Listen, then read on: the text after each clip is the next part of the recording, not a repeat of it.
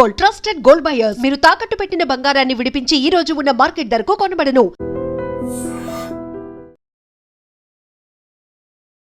మెల్లిమెల్లిగా కాంగ్రెస్ పోతుంది అనుకున్నప్పుడు ఇక్కడ ఉన్నటువంటి రీజనల్ పార్టీస్ చాలా బలంగా ఉన్నాయి. గతంలో ప్రభుత్వాలు ఏర్పాటు చేసే వాటికంటూ ఒక హిస్టరీ, బ్యాక్గ్రౌండ్ ఇవన్నీ ఉన్నాయి. ఇలాంటి వాటిని వైప్ అవుట్ చేసి బీజేపీ ఆ ప్లేస్ని ఆక్యుపై చేసుకోవాలని చేస్తున్నటువంటి కొన్ని ఎత్తుగడలు, అందులో భాగంగానే ఇలాంటి ఒక వివక్ష చూపిస్తోంది. మెల్లిమెల్లిగా వాళ్ళ మీద కేసులు పెట్టే ప్రయత్నాలు కూడా చేస్తోంది. లా అండ్ ఆర్డర్ కంటే మొత్తం స్టేట్ గవర్నమెంటే. వాళ్ళ మీద మేము ఏం కేసు పెడతాం? వాళ్ళే పెట్టుకుంటారు కేసు. వాళ్ళ మీద కాంగ్రెస్ మీద బీఆర్ఎస్ పెట్టుకుని, బీఆర్ఎస్ మీద కాంగ్రెస్ పెట్టుకుంటారు. తర్వాత పొలిటికల్ పార్టీ ఎత్తుగడలు కంపల్సరీ వేస్తాం మేము, కానీ డెమోక్రటిక్ వేస్తాం, పబ్లిక్ కోసం వేస్తాం. అయితే కాళేశ్వరాన్ని సిబిఐకి అప్పగించారు. అంటే కేంద్రం దాన్ని చేయట్లేదు, సిబిఐ కూడా లేదు, మాకు ఇచ్చేస్తే మేమే చేసేసుకుంటామని సీఎం రేవంత్ రెడ్డి ఒక మాట అన్నారు. అసలు చిత్తశుద్ధి ఎవరి దగ్గర లోపిస్తోంది? కాళేశ్వరం సిబిఐకి ఇవ్వలే. బీఆర్ఎస్ గవర్నమెంట్ ఉన్నప్పుడు ఒక జియో తీసుకొచ్చింది. ఆ జియోలో ఏం చెప్తారంటే సిబిఐ మన రాష్ట్రంలో రావడానికి వీల్లేదు. 100 అడుగుల ఎత్తున్నటువంటి ఓంకారేశ్వరుడి విగ్రహాన్ని ఏర్పాటు చేస్తాము, టెంపుల్ కడతాము, 700 కోట్లతో ఖర్చు అవుతుంది అనేది. మీరేమో మూసి సుందరీకరణని వ్యతిరేకించట్లేదు, కాకపోతే అక్కడ పేదల ఇళ్లను తొలగించొద్దు అనేటువంటి ఒక మాట అన్నారు. అనుకోకుండా వచ్చినటువంటి ఓంకారేశ్వర స్వామి దేవాలయం అనేది మీ బీజేపీ ఎట్లా చూస్తుంది? నేను ఏమంటున్నాను, డబుల్ స్టాండర్డ్ ఉండకూడదు. మేము ఉండే నమ్మకాన్ని కూడా మీరు గౌరవించండి. ఎస్, రాముడి గుడిని మీరు రాహుల్ గాంధీ ఎందుకు రాలేదండి? రాముడి గుడికి పిలిచారా? పిలిస్తే కూడా రాలేదు కదా, మేము అందుకని అంటున్నాం కదా. అందరినీ పిలిచాను, ఆల్ అపోజిషన్ పార్టీని పిలిచాను. ఎందుకు రాలే? రేవంత్ రెడ్డి గారు ఎందుకు పోలే?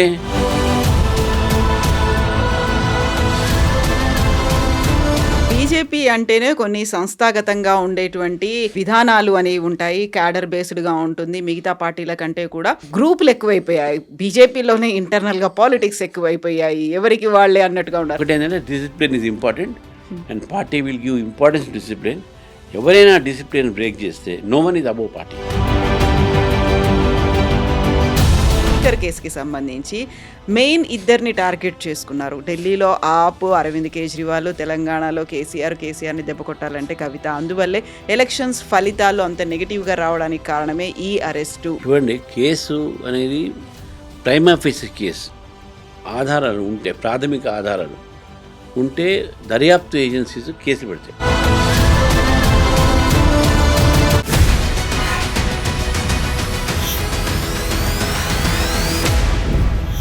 నమస్తే, welcome to I dream inside politics with Kavitha. Delimitation ప్రక్రియ మీద ఎందుకంతా రాద్ధాంతం, అనవసరమైనటువంటి చర్చ జరుగుతోంది? నిజంగానే దక్షిణాది రాష్ట్రాలకు అన్యాయం జరుగుతుందా? జనాభా ప్రాతిపదికనే డీలిమిటేషన్ ప్రక్రియ ఉండబోతోందా? ముందు నుంచి దక్షిణాది ఉత్తరాది అనేటువంటి వివక్ష ఉంది, దానికి ఇది మరింత ఊతమిస్తుంది అనేటువంటి అభిప్రాయాల్ని విపక్షాలు, రీజనల్ పార్టీస్ ఎందుకని వ్యక్తం చేస్తున్నాయి? మనతో పాటుగా ఉన్నారు బీజేపీ రాష్ట్ర అధ్యక్షులు రామచంద్రరావు గారు. హలో అండి, నమస్తే. ఎలా ఉన్నారు మీరు? సో మీరు అధ్యక్షుడిగా బాధ్యతలు తీసుకున్న దగ్గర నుంచి ఒకదాని తర్వాత ఒకటి బోల్డ్ అన్ని సవాళ్లు ఎదురవుతున్నాయా, లేకుంటే వాటిని మిమ్మల్ని మళ్ళీ మీరు నిరూపించుకొని బీజేపీ అంటే ఇది అని చూపించి ముందుకెళ్లాల్సినటువంటి పరిస్థితులు వచ్చాయా? సవాళ్ళు జీవితంలో అన్నింటిలో ఉంటాయి, పాలిటిక్స్లో ఉంటాయి, నిజ జీవితాల్లో ఉంటాయి. అయితే మనకేంటంటే పార్టీలో ఉన్న కార్యక్రమాలు పెరుగుతూ ఉన్నాయి, పార్టీ ఢిల్లీ నుంచి ఇచ్చిన కార్యక్రమాలు పెరుగుతున్నాయి. ఇక్కడ లోకల్గా కూడా ఈ ఉన్న ప్రభుత్వం కూడా మాకు అనేక కార్యక్రమాలకు స్కోప్ ఇస్తూ ఉన్నారు. సో కాబట్టి డెఫినెట్గా పార్టీ కార్యక్రమాలు పెరుగుతున్నాయి, కార్యకర్తలు పెరుగుతున్నాయి, చేరికలు పెరుగుతూ ఉన్నాయి, పార్టీ పెరుగుతూ ఉన్నది. సో డీలిమిటేషన్ ప్రక్రియ అనేది ఇప్పుడు ఖచ్చితంగా అవుతుంది అనే దాంతో పాటుగా సీట్ల విభజన అనేది ఎలా ఉండబోతుంది? జనాభా ప్రాతిపదికనే ఉంటుందా? ఇప్పుడు కొంతమందికి అవగాహన లేక మాట్లాడతారు. ఫస్ట్ నేనేమడుగుతున్నా అంటే, అసలు డీలిమిటేషన్ ఈ విధంగా ఉంటుంది, ఆ విధంగా ఉంటుంది, ఎవరు చెప్పారా? భారత ప్రభుత్వం నుంచి ఏదైనా అఫీషియల్గా వచ్చిందా? హోమ్ మినిస్ట్రీ నుంచి ఏదైనా వచ్చిందా? సో డీలిమిటేషన్ ఒక ప్రక్రియ ఎప్పుడైనా సరే ఒక డీలిమిటేషన్ కమిషన్ ఒకటి ఉంటుంది. ఆ కమిషన్ చైర్మన్ లాస్ట్ ఇంతకుముందు కుల్దీప్ సింగ్ ఉండే, సుప్రీంకోర్టు రిటైర్డ్ జడ్జ్. ఇప్పుడు కూడా సుప్రీంకోర్టు రిటైర్డ్ జడ్జితోని డీలిమిటేషన్ కమిషన్ ముందు వేస్తారు. దానికి ఏం చేస్తారంటే ఈ సెన్సస్ అనేది దానికి ప్రాతిపదికన తీసుకుంటారు. ఆ సెన్సస్ 2011 గతంలో తీసుకున్నారు. ఇప్పుడు 2026 సెన్సస్ అవుతుంది కాబట్టి ఈ సెన్సస్ అయిన తర్వాత మళ్ళీ డీలిమిటేషన్ ప్రక్రియ మొదలు పెడతారా, లేకపోతే మళ్ళీ 2011 ఆధారంగానే డీలిమిటేషన్ పెడతారా అనేది ఇంకా నిర్ణయమే కాలేదు దాని మీద. ఒకటి. రెండోది, ఏదో దక్షిణాదానికి నష్టమవుతుంది, పాపులేషన్ తక్కువ ఉంది, అక్కడ ఎక్కువ ఉంది అనేది మాట్లాడుతున్నారు. పాపులేషన్ బేసిస్ మీదనే మేము డీలిమిటేషన్ చేస్తాం, ఎక్కడ ప్రకటన వచ్చిందా? అసలు డీలిమిటేషన్ ప్రక్రియ చేయాల్సింది ఎవరు? Delimitation commission. తర్వాత ఇంకోటి ఏంటంటే ప్రపోర్షనేట్గా మారుతాయి, పెరుగుతాయి. ఫర్ ఎగ్జాంపుల్ ఇప్పుడు మన దగ్గర ఉన్న 119 సీట్స్ ఉన్నాయి. 33% మహిళలకు ఇవ్వాలి కదా. ఈ 33% ఈ ఒక 119లో 33%, లేకుంటే 119లో +33, ఇది తేలాలి. ఇంకా నిర్ణయం కాలే. +33 అయింది అనుకోండి, దేశమంతా అంతే అవుతుంది కదా. ఎక్కడ తగ్గుతుంది? ఒకటి. రెండోది, డీలిమిటేషన్ ఎప్పుడు కూడా రాష్ట్రాల్లో ఉన్నటువంటి ఒక సీట్లనే పాపులేషన్ బేసిస్ కాదు, అక్కడ ఉన్నటువంటి ఒక సీట్స్ ఎప్పుడైతే ఉన్నాయో దాన్ని ఇక్కడ పాపులేషన్ బేసిస్ మీద డివైడ్ చేస్తారు. అసెంబ్లీ కాన్స్టిట్యూషన్ తగ్గేయటం ఎక్కేయటం ఉండదు. ఇవన్నీ ఏంటంటే కాంగ్రెస్ పార్టీ ముందు నుంచి కూడా విభజించేటటువంటి రాజకీయాలు. హిందూ ముస్లింని విడగొట్టడం, ముస్లిమ్స్ క్రిస్టియన్స్ని విడగొట్టడం, ఇది ఇప్పుడు కులాల మధ్యన విడగొట్టడం. ఇప్పుడు వచ్చింది ఏంటంటే దక్షిణాదిగా ఉత్తరాదిగా చేసేటండి. అసలు ఎందుకు ఈ యొక్క డౌట్ వచ్చింది? అసలు ఎవరు చెప్పారు? ఎవరైనా చెప్పిరా? స్టాలిన్ మీటింగ్ పెడతాడు, వీళ్ళందరూ పోతారు. అసలు నేనేమంటున్నా అంటే నిజంగా భారత ప్రభుత్వం నుంచి ఒక ప్రపోజల్ వచ్చింది, లేకుంటే ఎక్కడైనా స్టేట్మెంట్ వచ్చిందంటే మీరందరూ నేను చెప్తా ఉన్నాను బీజేపీ ఒక స్టేట్ ప్రెసిడెంట్గా, హైదరాబాదు ఈ చుట్టుపక్కల ఉన్నటువంటి ఒక ఏదైతే మన డీలిమిటేషన్ చేశారు కదా, మన డివిజన్స్ డీలిమిటేషన్ చేశారు కదా, ఈ డీలిమిటేషన్లో ఎవరికి అన్యాయం జరిగింది, ఎవరికి న్యాయం జరిగింది నేను చెప్తా. రవీంద్ర రెడ్డి గారు, నువ్వు ఉత్తరాది దక్షిణాది అడుగుతున్నావు కదా, నువ్వు ముందు హైదరాబాద్ సంగతి చెప్పు. ఇక్కడ హిందువులకు ఎందుకు నష్టం జరుగుతుంది? ముస్లిమ్స్ కాన్స్టిట్యూన్స్ డివిజన్ ఎందుకు పెంచారు? వాళ్ళకి 15,000 ఒక డివిజను, హిందూస్కు 70,000 ఒక డివిజనా? నేను అడుగుతా. అందుకని నేనేమంటున్నా అంటే అసలు డీలిమిటేషన్ ప్రాసెస్ ఎప్పుడైతే ఉంటుందో 2026లో జరగాల్సిన ప్రాసెస్ అది. కాన్స్టిట్యూషన్ ప్రకారం కూడా కాన్స్టిట్యూషన్ ప్రకారం చేస్తే ప్రతి 15,000 20,000 జరుగుతుంది, కమిషన్ ద్వారా జరుగుతుంది. ఉన్న ఎగ్జిస్టింగ్ దాని మీద ప్రపోర్షనేట్గా పెరుగుతుంది. దక్షిణాలో తక్కువ, ఉత్తరాది ఎక్కువ అనేటువంటి పిచ్చి వాదన, ఇది పనికిరాని వాదన, కేవలం విభజించే వాదన ఇది. సో అదే జనాభా ప్రాతిపదికన జరుగుతుంది, గతంలో కూడా జరిగింది అనుకున్నప్పుడు అదే ప్రయారిటీ అవుతుంది. ఎందుకంటే ఇప్పుడు ఈ సెన్సెస్ తర్వాతే డీలిమిటేషన్ ప్రక్రియ అంటే ఆబ్వియస్గా రెండింటికి ఏదో లింక్ ఉంది అనేటువంటి భావనే ఉంటుంది కదా. సెన్సెస్ అనేది ఎట్లుంటుందంటే, ఇప్పుడు ఫర్ ఎగ్జాంపుల్ 2011 సెన్సెస్ నేను చెప్పాను. 2011లో population of Musheerabad, Musheerabad constituency 2 లక్షలు ఉన్నాయనుకోండి. అది 2 లక్షలకు మొత్తం స్టేట్లో అన్ని కాన్స్టిట్యున్సీస్కు 2 lakhs అనేది 2011 ప్రకారం తీసుకుంటారు. 2011 తర్వాత పెరిగిన పాపులేషన్ ఏదైతే ఉంటుందో ఆ పాపులేషన్ మాత్రం దాన్ని లెక్క తీసుకోరు. అవి దాంట్లో అందుకనే హైదరాబాద్ సిటీ కోర్ సిటీ అవుతుందో, హిమాయత్ నగర్, అంబర్పేట, ముషీరాబాదు, మన నాంపల్లి, వీటన్నిటిలో కూడా 2,50,000 ఆ ప్రాంతమే ఉంది. అదే మీరు అవుట్స్కట్స్ వచ్చేస్తే 2011 తర్వాత కాలనీస్ పెరిగినాయి, మైగ్రేషన్ పెరిగింది, స్ప్రెడ్. అందుకే ఉప్పలు అక్కడ ఏఎస్ఆర్ నగర్, కాపరా, గీపరా వచ్చినాయి. 2011 సెన్సెస్ బేస్ ఉన్నప్పుడు కూడా అక్కడ 5 లక్షలు, ఎల్బీ నగర్ 6 లక్షలు, షేర్లింగంపల్లి 7 లక్షలు, కుతుబులాపూర్ 6 లక్షలు, మల్కాజిగిరి 5 లక్షలు. ఇవన్నీ కారణం ఏంటంటే 2011 సెన్సెస్ ప్రకారము ఓటు 2 lakhsకి ఫిక్స్ చేసిన దాని తర్వాత వచ్చిన పాపులేషన్ ఏదైతే మైగ్రేషన్ పాపులేషన్ ఉందో వాళ్ళు యాడ్ అయ్యారు. కాబట్టి దీన్ని డీలిమిటేషన్ చేస్తే మళ్ళీ దీన్ని చేస్తే ఒక సీట్లు పెంచాలి. సీట్లు ఇదే పరిధిలో పెంచారు కదా. ఇప్పుడు సిటీలో 29 సీట్స్ ఉన్నాయి. రేపు ఇక్కడ డీలిమిటేషన్ చేస్తే ఇక 40 సీట్లు పెరుగుతాయి. మీకు ఎక్కడ తగ్గుతాయి చెప్పండి? మీకు ఉన్న దాని మీద ప్రపోర్షనేట్గా పెరుగుతుంది, ఏమైనా పాపులేషన్ మీద పెరగదు. మీకు సౌత్కు తగ్గుతాయి, నార్త్ పెరుగుతాయి అనేది ఇది ఆలోచన రాంగు. ఇది తప్పుడు సంకేతాన్ని, తప్పుడు సమాచారాన్ని కాంగ్రెస్ పార్టీ ఇస్తుంది. అందులో కూడా ముందు నుంచి ఒక మన దగ్గర జనాభా తక్కువ ఉంది, మనమేమో ఎక్కువ ట్యాక్సులు కడుతున్నాము, బెనిఫిట్స్ ఏమో ఉత్తరాదికి పోతున్నాయి, ప్రతి పైసాకి ఎంత లాభం వస్తోంది, ఎంత రిటర్న్స్ వస్తున్నాయి అనుకున్నప్పుడు దక్షిణాదియే ఎక్కువ ఇంపాక్ట్ చూపిస్తోంది అనేదే కదా అప్పుడు ప్రచారంలో ఉంది. కానీ లెక్కలు నేను మీకు ఒకటి చెప్తా. మన దగ్గర షేర్లింగంపల్లి బిగ్గెస్ట్ కాన్స్టిట్యున్సీ, 7 లక్షలతో అసెంబ్లీ కాన్స్టిట్యున్సీ.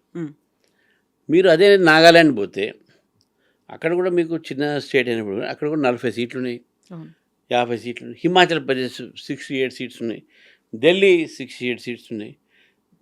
పాపులేషన్ చూస్తే ఎట్లా, ఇక్కడ 7 లక్షలు ఉన్నాయి, అక్కడ అసెంబ్లీ సెగ్మెంట్కు 6,000 నాగాల్యాండ్లో, ఢిల్లీలో మన 1,00,000 ఉన్నారా. మరి పాపులేషన్ సీట్లు అయితే ఎక్కువ ఉన్నాయి కదా అక్కడ. మీకు అక్కడ సీట్లు పాపులేషన్ బేసిస్ మీద, అక్కడ ఉన్న పాపులేషన్ బేసిస్ మీద చేశారు కదా. మనకి 7 లక్షలు ఇక్కడ ఉంటే అక్కడ ఒక 68 సీట్లు. నార్త్ ఈస్ట్లో తక్కువ పాపులేషన్ ఉన్నా కూడా సీట్లు ఎక్కువ ఉన్నాయి కదా. మీరు ఎట్లయితే దానికి ఏం ఎగ్జాంపుల్, దానికి ఏం పెడితే ఆన్సర్ చెప్తారో చెప్పండి. నార్త్ ఈస్ట్లో కూడా అరుణాచల్ ప్రదేశ్ ఉన్నాయి, దానికో 50 సీట్లు ఉన్నాయి కదా. కానీ పాపులేషన్ ఒక్కొక్క కాన్స్టిట్యున్సీలో ఓన్లీ 6,000, 10,000 మాత్రమే.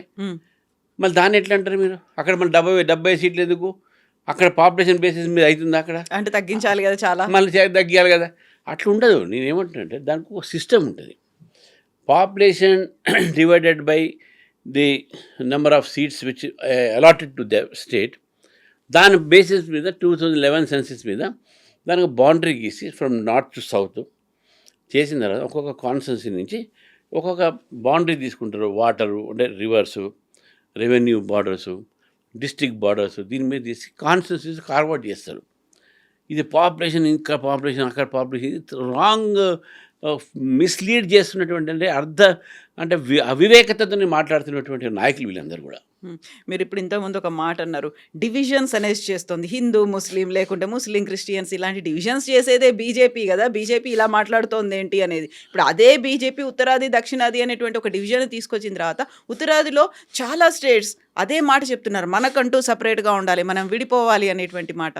తప్పు కదా, ఎట్లా విడిపోతుంది? బట్ దీనికి అంత కారణం బీజేపీ అనేది. ఎందుకు బీజేపీ? మీ సౌత్ నార్త్ ఎప్పుడు చెప్పిన అఖండ భారత్ అనేది మేమే కదా. కాశ్మీర్ టు కన్యాకుమారి, అస్సాం టు అహ్మదాబాద్, ఇదంతా కూడా భారతదేశం భాగము, మనంతా ఒకటే, మనం భారతీయులే. దానికి ఉన్నాయి.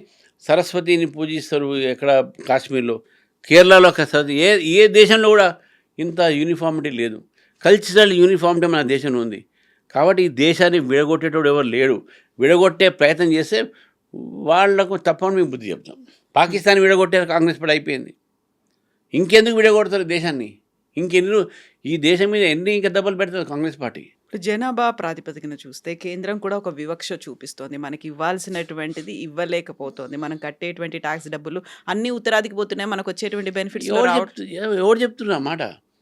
ఏ స్టేట్కి బడ్జెట్ ఆ స్టేట్కి ఉంటుందండి. ఏ స్టేట్ రెవెన్యూ వస్తే ఆ స్టేట్ రెవెన్యూకి 50% ఇచ్చేస్తారు. జిఎస్టీ వచ్చిన తర్వాత మన రాష్ట్రం నుంచి మనకు వచ్చేటటువంటి ఒక రెవెన్యూ ఏది ఉంటుందో దానికి జిఎస్టీ, అందుకని యూనిఫామ్ ఒక 1 నేషన్ 1 ట్యాక్స్ పెట్టాం. దాని ద్వారా వచ్చి 10 రూపాయలు వస్తే 5 రూపాయలు రాష్ట్రాలకు, 5 రూపాయలు కేంద్రానికి. అది కాక మళ్ళీ సెంట్రల్లీ స్పాన్సర్డ్ స్కీమ్స్ కింద హైవేసు, రోడ్వేసు, ఇవి ఎక్స్ట్రా. మళ్ళీ హైవేస్, ఎయిర్పోర్ట్స్, ఇక మనకు వేరే అవి లేవు కాబట్టి వాటర్ ట్రాన్స్పోర్టేషన్స్, ఇండస్ట్రీస్, ఇవన్నీ మళ్ళీ వేరే apart from the sharing of the revenue. So ఎక్కడ కూడా ఇది సౌత్కు తక్కువ వస్తుంది, ఇక్కడి నుంచి ఎక్కువ ఎక్కడ లేదది. మీరైతే రెవెన్యూ షేర్ చేస్తారో భారతదేశంతో అంత రెవెన్యూ మీకు ఇస్తారు. కాకపోతే ఏంటంటే ఇంతకుముందు 42% ట్యాక్స్ డెవల్యూషన్ ఉండే. ట్యాక్సెస్ మొత్తంలో కూడా ఇప్పుడు ఈ ఒక జిఎస్టీని కాకుండా మామూలు ఓవరాల్గా ట్యాక్స్ డెవల్యూషన్ ఇంతకుముందు కాంగ్రెస్ పార్టీ 32% ఉండే. నరేంద్ర మోదీ గారు చేసినంత 42% చేశారు. మొన్న జమ్మూ అండ్ కాశ్మీర్ అన్ని స్టేట్స్ అయిన తర్వాత ఆ 1% తగ్గించి అక్కడ అలాట్మెంట్ చేశారు. ఎందుకంటే కొత్త స్టేట్స్ కాబట్టి మనం all states have agreed for it. 41% మనం ట్యాక్స్ డెవల్యూషన్. జిఎస్టీలో మనం 50%. ఇంకా మాట్లాడితే మనం దాని మీద we are giving more than 8% local బాడీస్కు 16th ఫైనాన్స్ కమిషన్ ద్వారా 8% ఆఫ్ ది బడ్జెట్ మనం మరి అక్కడ ఇస్తున్నాం మనం. అంటే ఇప్పుడు ఇంత రెవెన్యూ ఇచ్చిన తర్వాత సౌత్కు వివక్షత అయింది ఎట్లయితే దేశవ్యాప్తంగా ఒకటే పాలసీ కదా. 16th ఫైనాన్స్ కమిషన్ ఏదైనా తెలంగాణకు సపరేట్ ఇస్తుందా, ఉత్తరప్రదేశ్ సపరేట్ ఇస్తుందా? ఇవన్నీ కూడా ఏంటంటే ప్రజలకు తప్పుదార పట్టించి మాకు ఎందుకంటే రాజకీయం ఇదంతా. డిఎంకే ఓడిపోతుంది కాబట్టి సౌత్ నార్త్ తీసుకొస్తాడు. ఇంతకుముందు కేవలం తమిళనాడు వరకే ఈ పాలిటిక్స్ ఉంటుండే. కేరళలో కానీ కర్ణాటకలో కానీ ఆంధ్రప్రదేశ్లో కానీ తెలంగాణ కానీ ఈ సౌత్ నార్త్ లేకుండే. ఇప్పుడు కాంగ్రెస్ పార్టీ సౌత్లో వీక్ అయిపోయింది. అది సౌత్లో ఆల్మోస్ట్ ఒక కర్ణాటక తెలంగాణ తప్ప ఆంధ్రప్రదేశ్లో 0. కేరళలో అటు ఇటు చేసి ఎప్పుడైనా రావడం కానీ కమ్యూనిస్టులు కూడా చేస్తే బాగా వీక్ అయింది. అటు బీజేపీ పెరుగుతుంది. పాండిచేరిలో బీజేపీ వచ్చేసింది. తమిళనాడులో కాంగ్రెస్ లేదు. ఆల్మోస్ట్ వాళ్ళ చేతి కింద ఉండాల్సిందే. వాడు 10 సీట్లు 12 తీసుకోవాల్సిందే. అటువంటి ఒక కాంగ్రెస్ పార్టీ మళ్ళీ సౌత్లో భాగం పెట్టాలి అనేది ఆలోచనతో రేపు కర్ణాటకలోకి పోతుంది అది. కాబట్టి దానికోసం అన్నీ మళ్ళీ డివైడ్ చేస్తా ఉన్నారు కంట్రీని. ఆ సౌత్ సెంటిమెంట్ తీసుకొస్తున్నాను, కానీ అది పనిచేయదు. ఎందుకంటే you can pool some people some times, not all the people all the time. మెల్లిమెల్లిగా కాంగ్రెస్ పోతుంది అనుకున్నప్పుడు ఇక్కడ ఉన్నటువంటి రీజనల్ పార్టీస్ చాలా బలంగా ఉన్నాయి. గతంలో ప్రభుత్వాలు ఏర్పాటు చేసే వాటికంటూ ఒక హిస్టరీ, బ్యాక్గ్రౌండ్ ఇవన్నీ ఉన్నాయి. ఇలాంటి వాటిని వైప్ అవుట్ చేసి బీజేపీ ఆ ప్లేస్ని ఆక్యుపై చేసుకోవాలని చేస్తున్నటువంటి కొన్ని ఎత్తుగడలు, ప్రయత్నాలు, స్ట్రాటజీలు, అందులో భాగంగానే ఇలాంటి ఒక వివక్ష చూపిస్తోంది, లేదా మెల్లిమెల్లిగా వాళ్ళ మీద కేసులు పెట్టే ప్రయత్నాలు కూడా చేస్తోంది అని. మేమేం కేసు లా అండ్ ఆర్డర్ అని కూడా స్టేట్ గవర్నమెంటే. లా అండ్ ఆర్డర్ కంటే మొత్తం స్టేట్ గవర్నమెంటే. వాళ్ళ మీద మేమేం కేసు పెడతాం? వాళ్ళే పెట్టుకుంటారు కేసు. వాళ్ళ మీద కాంగ్రెస్ మీద టీఆర్ఎస్ పెట్టుకుని, బీఆర్ఎస్ మీద కాంగ్రెస్ పెట్టుకుంటారు. తర్వాత పొలిటికల్ పార్టీ ఎత్తుగడలు కంపల్సరీ వేస్తాం మేము, కానీ డెమోక్రటిక్ వేస్తాం, పబ్లిక్ కోసం వేస్తాం, ప్రభుత్వం చేసిన తప్పిదాల కోసం వేస్తాం. 2 ప్రభుత్వాలు తప్పిదాలు చేసినాయి, గతంలో చేసినాయి, ఇప్పుడు చేస్తూ ఉన్నాయి. మేము అంతకన్నా ఎక్కువ కేసులు అంటారా? తప్పు చేసిన వాడు మేము కేసు పడాల్సిందే కదా. ఇప్పుడు మనీ లాండరింగ్ కేసు ఉంటుంది. నీకు ఎట్లొచ్చినా ఇన్ని కోట్ల రూపాయలు చెప్పాల్సిన అవసరం ఉంది కదా. పేదవాడుగా ఉండిపోతాడు, రిచ్గా ఉండిపోతాడు అనేటువంటి కాన్సెప్ట్ మన దగ్గర ఉంది కదా. మళ్ళీ దాని మీద ఎంక్వైరీ చేయాల్సి ఉంది కదా.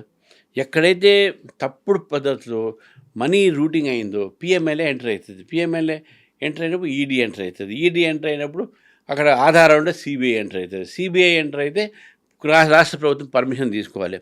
మరి రాష్ట్ర ప్రభుత్వం పర్మిషన్ ఇస్తే సిబిఐ వస్తుంది. ఇంకా అంతకనే ఏం కావాలి? అది వాళ్ళే కదా కేసులన్నీ వాళ్ళ చేతిలో ఉంటాయి, సిబిఐని రానియరు. అయితే కాళేశ్వరాన్ని సిబిఐకి అప్పగించారు. బట్ కేంద్రం దాన్ని చేయట్లేదు, సిబిఐ కూడా లేదు. మాకు ఇచ్చేస్తే మేమే చేసేసుకుంటామని సీఎం రేవంత్ రెడ్డి ఒక మాట అన్నారు. అసలు చిత్తశుద్ధి ఎవరి దగ్గర లోపిస్తుంది? ఆ మాట క్లియర్ కట్ ఇంతకుముందు మన దగ్గర చెప్పినట్టుంది. ఐ డోంట్ నో, నేను మళ్ళీ చెప్తాను. కాళేశ్వరం సిబిఐకి ఇవ్వలే. ఇచ్చింది అంతా కూడా బ్యారేజెస్ అవుతున్నాయి. సుందెండ్ల ఈ బ్యారేజెస్ అన్నారు, ఇవన్నీ ఉన్నాయి. 3 బ్యారేజెస్ ఉన్నాయి. ఈ 3 బ్యారేజ్లో కూడా బ్రీచెస్ వచ్చినాయి. క్వాలిటీ ఆఫ్ కన్స్ట్రక్షన్ కొద్దిగా వీక్ ఉండే. అప్పుడు ఏమైందంటే బీఆర్ఎస్ ప్రభుత్వం ఉన్నప్పుడు కేంద్ర ప్రభుత్వం NDSA అంటే నేషనల్ డ్యామ్ సేఫ్టీ అథారిటీ ఒకటి ఉన్నది. వాళ్ళని ఇక్కడ పంపించింది. పంపించినప్పుడు ఈ 3 బ్యారేజెస్లో వాళ్ళు ఇన్స్పెక్ట్ చేసిన తర్వాత దీంట్లో నాణ్యతమైనటువంటి కన్స్ట్రక్షన్ లేదు అని ఒక మాట 1. నెంబర్ 2 డిజైనింగ్ ఫాల్ట్ ఉన్నది 2. మూడోది ఈ యొక్క 3 కూడా సేఫ్టీ లేదు అనేది ఒక రిపోర్ట్ ఇచ్చింది.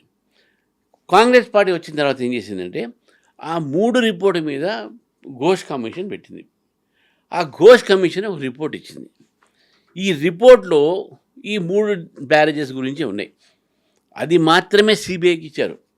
మేమనేది ఏంది, కాళేశ్వరం ఏటీఎంగా మారింది బీఆర్ఎస్కు. కాళేశ్వరం ప్రాజెక్టు మొత్తం ఇవ్వాలి. మీరు దాంట్లో జరిగినటువంటి నాణ్యత మీద కన్స్ట్రక్షన్ అదే నేషనల్ డ్యామ్ సేఫ్టీ అథారిటీ చూసుకుంటుంది. మీకెందుకు? మీరు కాళేశ్వరంలో 1,58 కోట్ల రూపాయలు ప్రజాధనాన్ని అక్కడ పెట్టారు. ఎంత ఖర్చు అయింది, ఎంత వ్యయమైంది, ఏ కాంట్రాక్ట్లు ఎంత తిన్నారు, ఎవరెవరికి పొలిటికల్ లీడర్స్ దొరికినాయి, దాని మీద ఎంక్వైరీ ఇవ్వలే వీళ్ళు. మీరు చేయొచ్చు కదా, అలా చేయడానికి వీల్లేదు కదా.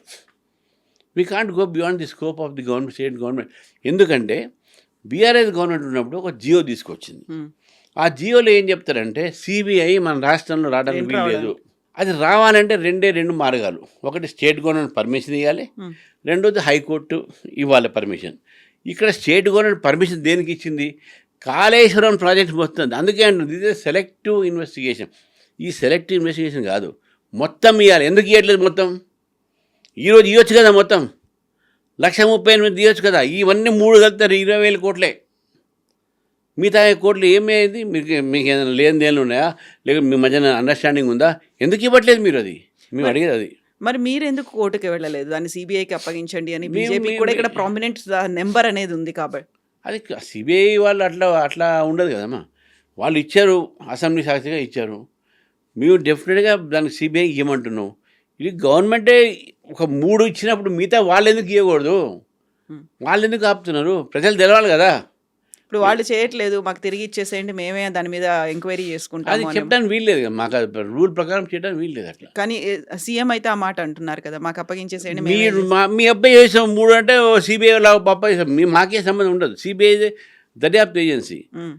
మాకు ఇవన్నీ మీరు చూస్తామంటే ఇచ్చేస్తారు వాళ్ళు. ఏముంది పెద్ద, ఎక్కడ రాసినట్టయితే ఏం లేదు. ఇక్కడ పబ్లిక్లో అక్కడ చెప్తున్నాం కానీ మేము ఇచ్చిన మీకు కేసులు మాకు వాపస్ ఇవ్వండి, దాంట్లో క్రిమినల్ కేసు ఏం లేదు, మొత్తం కరప్షన్ మేము చూసుకుంటాం రాయమని చెప్పండి. చేయడైనా ఎందుకని? మరి ఇద్దరి మధ్య అండర్స్టాండింగ్ ఉంది. ఈయనకు నోటు క్యాష్ ఫర్ ఓట్ ఆ కేసులో, నోటుకు ఓటు కేసులో ఈయన మీద యాక్షన్ తీసుకుండా బీఆర్ఎస్ పార్టీ ఛార్జ్షీట్ ఫైల్ కాలే, కాపాడుకుంటాం. ఇప్పుడు ఈయన ఆయన కాపాడుతున్నాం. అయితే ఆ ఇద్దరు ఒకటే అంటారు. కనబడుతుంది కదా, ఇంకేం దాంట్లో అనుమానం అయితే. కాకపోతే ఎందుకని బీఆర్ఎస్ బీజేపీ ఒకటే, బి టీము ఇలాంటిది ఎందుకు అనిపిస్తాయి ప్రతిసారి? వాళ్ళు మాట్లాడతారు. ఇప్పుడు ఏదో పొలిటికల్గా పాయింట్ చెప్పాలి, కానీ ఎవరు ఒకటే. మీరు ప్రాక్టికల్గా ఆలోచించండి. స్టాలిన్ పిలిచాడు ఏది ఆల్ పార్టీ మీటింగ్, ఈ డీలిమిటేషన్.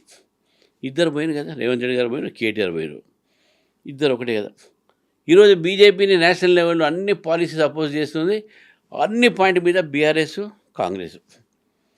బీఆర్ఎస్ బీజేపీ గెలవద్దు అనేది ఆలోచన ఎవరికి ఉంది? కాంగ్రెస్ పార్టీకి ఉన్నది, బీఆర్ఎస్ కూడా ఉంది. ఈరోజు మనం మున్సిపల్ ఎలక్షన్స్లో ఆదిలాబాద్లో, రాయకల్లో, జగిత్యాల్లో, కామారెడ్డిలో అనేక ప్లేసెస్ అన్ని పేర్లు చెప్తా. ఈ అన్నింటిలో కూడా బీజేపీని ఓడించడానికి కాంగ్రెస్, ఎంఐఎం, బీఆర్ఎస్ కలిసింది. 3 కలిసినాయి. మళ్ళీ ఎవరు కలిశారు? కలిసింది వాళ్ళు కదా. మీకు స్పష్టంగా మన కళ్ళ ముందు కనబడుతుంది కదా. అయితే ఇప్పుడు కాంగ్రెస్ బీజేపీ ఒకటి అనేటువంటి మాట కూడా వినిపిస్తోంది కదా. నేను అదే చెప్తున్నా, పొలిటికల్ పాయింట్కు ఏదైనా మాట్లాడవచ్చు, కానీ వాస్తవానికి ఈరోజు దేశవ్యాప్తంగా కాంగ్రెస్కు ప్రత్యామ్నాయం బీజేపీ. దేశంలో బీజేపీతోనే కాంగ్రెస్ కొట్లాడుతుంది, కాంగ్రెస్తో బీజేపీ కొట్లాడుతుంది. ఈ రెండు ఒకటి అని అంటే పెద్ద నమ్మడం వీల్లేదు. బీఆర్ఎస్ కాంగ్రెస్ చెప్పడానికి మా దగ్గర పాయింట్స్ ఉన్నాయి, మా దగ్గర ఆర్గ్యుమెంట్ చేయడానికి ఉన్నట్టు రీజన్స్ ఉన్నాయి. కానీ బీజేపీ బీఆర్ఎస్ ఒకటి చెప్పడానికి రీజన్స్ లేవు. వాళ్ళు మాట్లాడుతూనే ఉంటారు అంతే. కేసుల గురించి మాట్లాడుకున్నప్పుడు కవిత లిక్కర్ కేసు అనేది అదేమవుతుంది? ఆ తర్వాత ఫార్ములా ఈ కార్ రేసింగ్ సంబంధించి ఈడీ ఛార్జ్ షీట్లో A1గా కేటీఆర్ పేరు మళ్ళీ పెట్టారు. ఇప్పుడు ఒకటండి, ఇప్పుడు లిక్కర్ కేసులో అది టెక్నికల్ పాయింట్ మీద కోర్టు దీనిలో పేపర్ సప్లై చేయలేదు. అంటే మామూలుగా ఏంటంటే ప్రాసిక్యూషన్ ఏం చేస్తారంటే అది రిలే చేసేటటువంటి యొక్క డాక్యుమెంట్స్ అన్నీ కూడా అక్యూజ్కి సప్లై చేయాలి. That is rule. అది దాంట్లో చేయలేదు, స్టేట్మెంట్లు ఇవ్వలేదు. ఈ పాయింట్స్ అక్కడ మన పేపర్ చూసి ఆర్గ్యుమెంట్ చేసింది కాబట్టి దీంట్లో ఇది లీగల్ లేకుండా ఉంది కాబట్టి డిశ్చార్జ్ చేశారు. సుప్రీంకోర్టులో కేసు ఉంది, హైకోర్టులో ఉంది, ఢిల్లీ హైకోర్టు నుంచి నోటీసులు వస్తాయి. నోటీసులు మళ్ళీ హైకోర్టు చూస్తుంది. అది మనకి పార్టీలకు సంబంధం ఉండదు, అది దర్యాప్తు ఏజెన్సీ చూస్తాయి. అంటే law will take its own course అని మనం అంటాం. It will take its own course ఒకటి. మిగతా ఫార్ములా రేస్ కేసు దగ్గర ఈ ఫార్ములా కేసు రేసులు కానీ కాళేశ్వరం కానీ ఇంకేదైనా కానీ ఇవి లేస్తూ ఉంటాయి, కానీ దాని మీద ఏం యాక్షన్ ఉండదు. మీరు చూడండి, మీరు మొత్తం 5 సంవత్సరాలు మీరు టర్మ్ అయ్యేదాకా ఓన్లీ కేసులు అంటారు. ఎవరిని అరెస్ట్ చేయరు. ఎవరిని అరెస్ట్ చేస్తారు పాపం? ఆఫీసర్స్ని, ఐఏఎస్ ఆఫీసర్ని, ప్రభుత్వ ఉద్యోగస్తులు, వాళ్ళని చేస్తారు. కాళేశ్వరంలో ఏమైనా పొలిటికల్ లీడర్ జైలుకు పోయిందా? పోలే, కానీ అక్కడ ఉండే ఇంజనీరింగ్ జైలు పంపించారు. ఎందుకు పంపించలేదు? మనం చెప్తున్న పొలిటికల్ కరప్షన్ కదా. పొలిటికల్ కరప్షన్లో పొలిటికల్ లీడర్ని పంపించకుండా దానికి ప్రొసీజర్ ఉంటుంది. ఆ గవర్నర్ దగ్గర మేము తీసుకోవాలి పర్మిషన్, ఆయన ఇవ్వట్లేదు అంటారు. మీరు పెడితే ప్రాపర్ అప్లికేషన్ ప్రాపర్ టైంలో దాని పర్సువేషన్ ఏంటంటే ఆయన ఇష్టం అయ్యాడు తర్వాత సంగతి. కానీ ఆ ప్రయత్నం కూడా లేదు కదా మీ దగ్గర. నేను అందుకే ఏమంటున్నా అంటే ఈ కేసులన్నీ కూడా it will go in to cold storage. కాంగ్రెస్కి అలవాటు అది. ఇప్పుడు ఫార్ములా ఈ కారుతో పాటుగా కాళేశ్వరం, ఆ తర్వాత వచ్చినటువంటి ఫోన్ ట్యాపింగ్ కావచ్చు, డ్రగ్స్ కేసు, ఈ సిట్ విచారణలు ఇవన్నీ అవుతున్నాయి. ఇవి కూడా అంతేనా కోల్డ్ స్టోరేజ్? నేను అది చెప్తున్నాను. మన ఫోన్ ట్యాపింగ్ అంతే. ఓన్లీ ఎంక్వైరీకి పిలుస్తారు. ఎంక్వైరీ పిలుస్తారో చెప్తారు, పేపర్లు వస్తే పోతారు. ఛార్జ్షీట్ ఫైల్ చేయాలి ముందు. ఛార్జ్షీట్ ఫైల్ చేసి దాంట్లో ఉన్న దోషులు ఎవరైతే ఉన్నారో వాళ్ళు చేసింది ఎందుకు, వాళ్ళ ఇంటెన్షన్ ఏంది. ఫోన్ ట్యాపింగ్ చేసిందే బీజేపీని దెబ్బతీయడానికి, మునుగోడు ఎన్నికలకు సంబంధించిన వాళ్ళు చేశారు. ఆ ఫోన్ ట్యాపింగ్ కేసులోనే రోహిత్ రెడ్డి వీళ్ళందరూ గ్యాంగ్ అంతా అప్పుడు అంత చేసినటువంటి ట్రాప్ అయింది వాళ్ళంతా కూడా. దీంతోనే డ్రగ్ కేసు కూడా ముడిపడింది. ఈ డ్రగ్ కేసు కూడా నేనేమంటారు, రేవంత్ రెడ్డి గారు రాగానే ఏమన్నారు, నేను మొత్తం డ్రగ్స్ కంట్రోల్ చేస్తా, నేను ఫైట్ చేస్తా, గత ప్రభుత్వం కాంప్రమైజ్ అయింది అన్నారు. వాస్తవం కావచ్చు, కానీ మీరేం చేశారు? ఈగిల్ అనేది ఏర్పాటు చేశారు. దానివల్లే కదా రోహిత్ రెడ్డిని అదుపులోకి తీసుకుంది. ఒకటేనా రోహిత్ రెడ్డి ఒకటేనా ఈ దేశంలో ఆ డ్రగ్ తీసుకుని పిల్లలను నాశనం చేస్తున్న జీవితాన్ని? ఎక్కడి నుంచి వస్తున్నాయి? ప్రతిరోజు స్టూడెంట్స్, యంగ్స్టర్స్ని ఎంతమందిని ఈరోజు లైఫ్తో ఆడుకుంటారు. ఎట్లా వస్తున్నాయి డ్రగ్స్? ఎక్కడి నుంచి డ్రగ్స్ వస్తున్నాయి, ఎవరు తీస్తున్నారు, ఎవరు వాళ్ళని అరెస్ట్ చేయాలి ముందు. ఈ నెట్వర్క్ని ఆపాలి మనం. ఇది వెరీ డేంజర్. ఇది రాజకీయాలు ఉండకూడదు. సమాజం కోసం, రాబోయే తరం కోసం, మనం కాపాడటం కోసం. ఎంతమంది పేరెంట్స్ ఆ డ్రగ్ అలవాడైన పేరెంట్స్ ఒక బాధ చూడాలి మనం. చిన్నపిల్లలు ఏ విధంగా అయిపోతున్నారు. మీరు అది చేయండి. నేను రేవంత్ గారు మీకు మొత్తం సమాజం దీంట్లో రాజకీయం చేయకుండా సపోర్ట్ చేస్తాం. అలర్ట్ చేయండి. మీరు అది చేయట్లేదు, మీరు ప్రయత్నం లేదు. మీరు ఈగిల్ ఫామ్ చేస్తారా, బీగిల్ ఫామ్ చేస్తారా, బిగులు కొడతారా, అది వేరే మాట. But you must take action on the drug peddlers. Drugs supply ఎక్కడి నుంచి వస్తుంది, చైన్ ఎక్కడి నుంచి వస్తుంది, ఎందుకు ఆపలేకపోతున్నారు, ఎక్కడ మ్యానుఫ్యాక్చర్ అవుతుంది? ఒక డ్రగ్ అంటే ఒకటి గాంజాయి గింజానే కాదు కదా. మ్యాన్ డ్రగ్స్, కొకైను, హెరాయిను, మన దాంట్లో చాలా రకాలైనటువంటి ఒక కెమికల్స్తో తయారు చేసినటువంటి ఒక దాంట్లో ఉన్నాయి. హ్యాష్ ఆయిల్స్ ఉంటాయి. ఇవన్నీ ఎక్కడ ఏ రూపంలో వస్తున్నది, ఎవరి నుంచి వస్తున్నది, దాంట్లో వెనక ఎవరెవరు ఉన్నారు, ఇవన్నీ తీయాల్సిన పోలీసులు చేయలేరా? చేస్తారు. ప్రభుత్వం ఫ్రీ హ్యాండ్ ఇవ్వమని చెప్పండి, వీళ్ళు తేల్చేస్తారు ఒక్కసారి. కానీ ప్రభుత్వం ఫ్రీ హ్యాండ్ ఇవ్వాలి వాళ్ళకు. ఇవ్వట్లేదు, చిత్తశుద్ధి లేదని చెప్పి నేను భావిస్తాను. నేను అంటున్నాను ఈరోజు. ఇక్కడ ఫ్రీ హ్యాండ్ ఇవ్వట్లేదని మీరు అంటున్నారు, కానీ ఎక్కువగా బీజేపీ మిస్యూజ్ చేసింది కేంద్ర ప్రభుత్వం అనేది. అందులోనూ లిక్కర్ కేసుకి సంబంధించి మెయిన్ ఇద్దరిని టార్గెట్ చేసుకున్నారు. ఢిల్లీలో ఆప్ అరవింద్ కేజ్రీవాల్, తెలంగాణలో కేసీఆర్ని దెబ్బ కొట్టాలంటే కవిత. అందువల్లే ఎలక్షన్స్ ఫలితాలు అంత నెగిటివ్గా రావడానికి కారణమే ఈ అరెస్టు అనే మాట వినిపించింది. కవిత బయటికి వచ్చిన తర్వాత కూడా ఓటమి కారణం కావచ్చు, లేకుంటే మిగతా అన్ని రీజన్స్లో కూడా బీజేపీయే మెయిన్ కల్ప్రిట్ అనేది. మాకు పొలిటికల్ అడ్వాంటేజ్ ఏముంటుందంటే, చూడండి, కేసు అనేది ప్రైమా ఫేసి కేసు, ఆధారాలు ఉంటే, ప్రాథమిక ఆధారాలు ఉంటే దర్యాప్తు ఏజెన్సీస్ కేసు పెడతారు. మీకు ఇంకో విషయం చెప్తా. లిక్కర్ కేసులో కంప్లైంట్ చేసింది ఎవరండి? Delhi PCC secretary, Delhi Congress party secretary. కాబట్టి మీకు అది కంప్లైంట్ కాపీ మీకు ఇస్తా. కాంగ్రెస్ పార్టీ సెక్రటరీ ఆమ్ ఆద్మీ పార్టీలో లిక్కర్ పాలసీ మీద, మనీష్ సిసోడియా మీద కంప్లైంట్ చేసిందే Congress party. Delhi police under central government ఉంటుంది కాబట్టి వాళ్ళు ఎంక్వైరీ చేసేదాన్ని సిబిఐకి ఇచ్చారు. బీజేపీ ఏం రోల్ ఉంది అక్కడ? కాంగ్రెస్ పార్టీ ఇచ్చింది కంప్లైంట్ అది ఒకటి. ఇక్కడ మీరు ఇంకో కేసు అని చెప్పారు. ఇక్కడ ఈ కేసు కూడా మాకేముంటుంది, మేము చేసిన నోటు ఓటు కేసు కానీ, ఫోన్ ట్యాపింగ్ కేసు కానీ, ఇది మేము చేసింది కాదు కదా. కాకపోతే అరెస్టులు చేసి జైల్లో పెట్టిన తర్వాత కరెక్ట్గా అది కూడా ఎలక్షన్స్ ముందు కావాలని చేశారు. కాబట్టి రెండు రాష్ట్రాల్లో అధికార పార్టీ ఓటమికి కారణం ఇదే కేసు, అది మీరు పెట్టినటువంటి అక్రమ కేసులు. అది తప్పు కదా. నేను అదే మనం అటువంటిప్పుడు అరెస్టు చేస్తేనే మేము గెలిచినాం అని అంటే అది అంటే అరెస్ట్ చేస్తూ పోవాలి అందరినీ. నేను అట్లా ఉండదు. కేసు ఎప్పుడు బయటపడ్డది, ఎవరు కేసు వేశారు, ఎప్పుడు ఇన్వెస్టిగేషన్ ఏజెన్సీస్కు ఆధారాలు దొరికింది, దాని మీద ఉంటుంది. ప్రభుత్వానికి సంబంధం ఉండదు, పార్టీకి సంబంధం ఉంది. ఎవరిని అరెస్ట్ చేయాలి, ఏమి ఇన్వెస్టిగేట్ చేయాలనేది ఆ దర్యాప్తు ఏజెన్సీస్ పని. సిబిఐ కానీ, ఈడీ కానీ, పోలీస్ కానీ, ఎవరైనా కానీ. టైమింగ్ కోయిన్సైడ్ అయి ఉండొచ్చు, వేరే మాట. మనీష్ సిసోడియా ఎలక్షన్ కానీ ముందే జైల్లో ఉన్నాడు కదా, అగర్వాల్ ఎలక్షన్ ముందే జైల్లో ఉన్నాడు కదా. వాళ్ళిద్దరి ఒక స్టేట్మెంట్స్ మీద వాళ్ళ మనీ ట్రైల్ చేస్తుంటే కేజ్రీవాల్ మీద వచ్చింది కదా. కేజ్రీవాల్ అందరూ కూడా ఎట్లా మనం డిశ్చార్జ్ చేస్తున్నారు, నేను ఇంతకుముందు చెప్పినట్టు టెక్నికల్ పాయింట్ మీద డిశ్చార్జ్ చేస్తారు. And discharge on technical point is not proof of innocence. Okay. So, ఈ కేస్‌తో పాటుగా వినిపించేటువంటి అన్ని అంశాల్లో కూడా పర్టిక్యులర్‌గా కవిత బయటికొచ్చింది. 'సత్యమేవ జయతే' అనేటువంటి ఒక నినాదం కడిగిన ముత్యంలా బయటకొస్తానంది. ఆ తర్వాత ఇప్పుడు మళ్ళీ సరికొత్తగా పార్టీ పెట్టబోతున్నాను. ఒక డేట్ కూడా అనౌన్స్ చేశారు. ఏప్రిల్‌లో ఉంటుంది అనేటువంటి మాట. ఇంపాక్ట్ ఎలా ఉంటుంది? ఇక్కడేమో మీరు జాతీయ పార్టీ తెలంగాణలో పాగా వేయాలనుకుంటున్నారు. మళ్ళీ ఇంకొక పార్టీ వస్తుంది. ఆల్రెడీ 3 పార్టీలకు తోడు 4వది అవ్వబోతోంది. పార్టీలు ఎవరైనా పార్టీ పెట్టుకోవచ్చు, అది పొలిటికల్ రైట్. అది hmm. Right to form association, right to form political party. ఇది రాజ్యాంగంలో ఇచ్చినటువంటి ఒక పార్టీ. మన దగ్గర చాలామంది పార్టీలు పెట్టారు. కేఏ పాల్ కూడా పెట్టాడు పార్టీ, మన దగ్గర చాలామంది పెట్టారు. దాని ఇంపాక్ట్ ఏముంటుంది ఇప్పుడు మనం ఏం చెప్తాం? మనం ఇంపాక్ట్, పొలిటికల్ ఇంపాక్ట్ అనేది అది నెగిటివ్గా డెఫినెట్గా బీఆర్ఎస్ మీద ఉంటుంది. ఎందుకంటే వాళ్ళ కుటుంబంలో నుంచి ఇది పుట్టుకొచ్చినటువంటి ఒక గొడవలు. ఇవి ఆ గొడవలు ఎందుకైనాయి అది ప్రజలందరూ కూడా తెలుసు.